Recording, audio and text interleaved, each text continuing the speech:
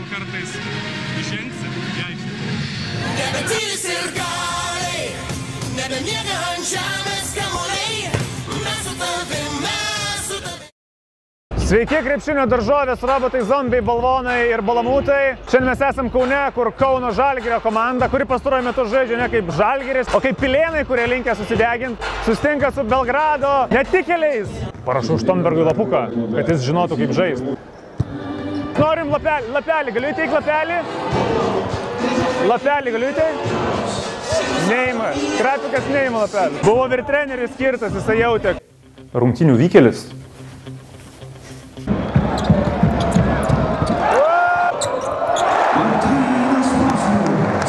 Pocius vėl drakonina, Benzo privalgė aiškiai prieš rungtynės.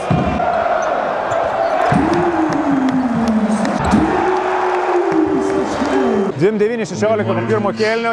Bėg!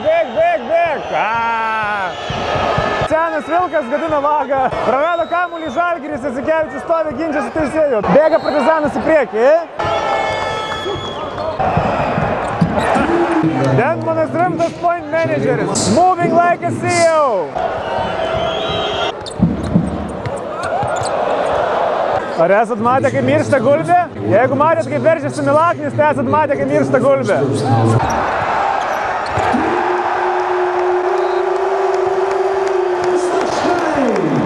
Ten 8-1 po antro kėlinio, iš reakcijos atrodo, kad Kauno Arena įsisūnys Dentmaną, kad galėtų globot, myluot ir tampytų žandukų. Pocius jau išmetė, man atrodo, 8, Rajakos 4 pataikė. Gera diena drakonui šiandien. Pradėjo veržtis, vis dar iš kairės rankos meta biški kreivai. Ir Jasikevičius išėjo kaip viščiukas, kuris dvigubai ilgiau laiko prabuvo kiaušinį. Atrodo, žmogui 3-9 metai tokius dalykus daro. Kūnas įdėjo ir tai yra antras didžiausias žmonijos istorijai pakilimas į orą po lėktuvo išradimo. Rubrika Veidu į parketą.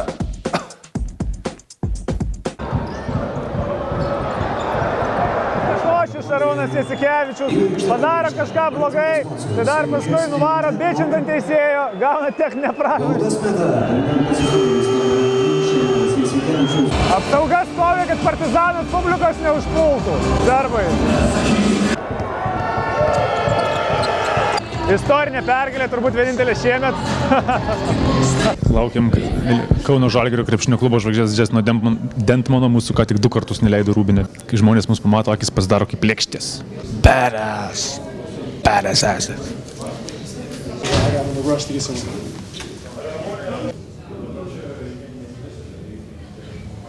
Rytų šią savaitę labai reikėjo pergalės prieš Bešiktaš Stambule.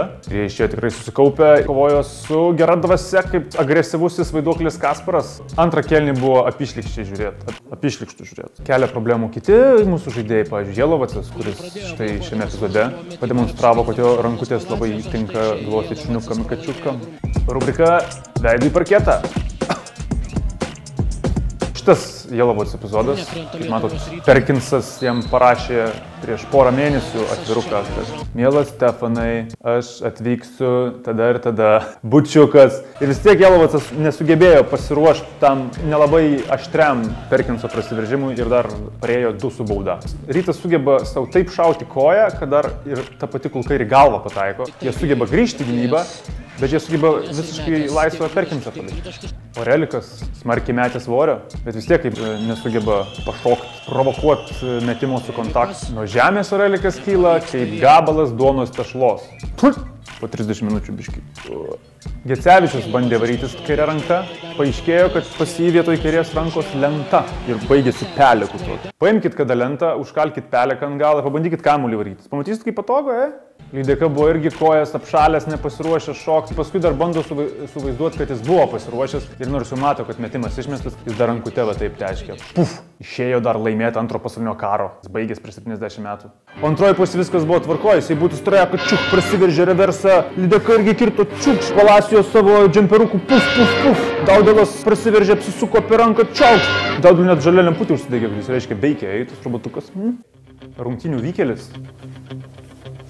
Vėl Omaras Kukas antro kėlinio pabaigoje atlikęs tokį nerealų pasą Korelikui tiesiai po krepšiu. Bum. Jeigu žmonės gali tai pasuoti, tai gali ir per laiką keliauti. Kaip bebūtų, Rytas laimėjo 20 taškų, bet problemų tiek daug, kad visi matot, kad Rytas yra blogiausia visų laikų krepšinio komanda visuose amžiaus ir lyčių kategorijose. Tai vaikai, vyrai, jaunučiai, mirę, veteranai, moterys. Tikiuosi, kad jie susikaups, bus geresnė komanda dar prieš C9 ir gaus vizą į kitą Eurocapo etapą. Vieno Europos klubo svajonė laimėti Eurocapą gal geriau negu nieko. Tai susitiksim už savaitės. Jūs žiūrėjot laidą, įžengsiu į aikštę. Įžengiau kojytėm. Unibet žaidėjai žaidėjams.